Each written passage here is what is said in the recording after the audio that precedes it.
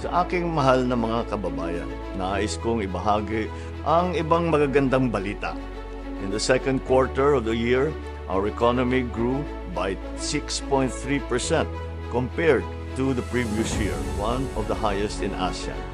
This is due to the increase in investments and construction under the Build Better More program. Bagamat maganda ang datos na ito, wala itong kabuluhan kung hindi maramdaman ng ating mga kababayan.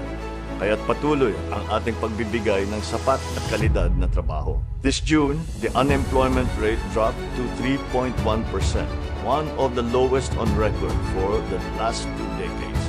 Over 50.3 million Filipinos are now employed, with 63.8% of them in the formal sector. Lalong dumadami ang mga kababayan nating may disente at formal na hanapbuhay at naging bahagi ng middle class. Ang lahat na ito ay patungo sa layunin nating iangat mula sa kahirapan ang bawat Pilipino.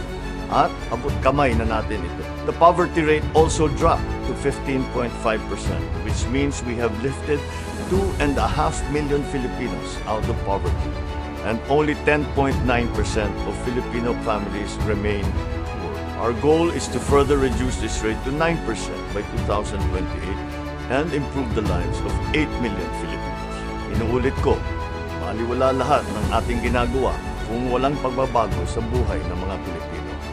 So I assure you, this government will continue to invest in job-generating infrastructure, social protection program, health and education for all Filipinos. We will not rest on our laurels, but use them to propel us forward into social and economic transformation.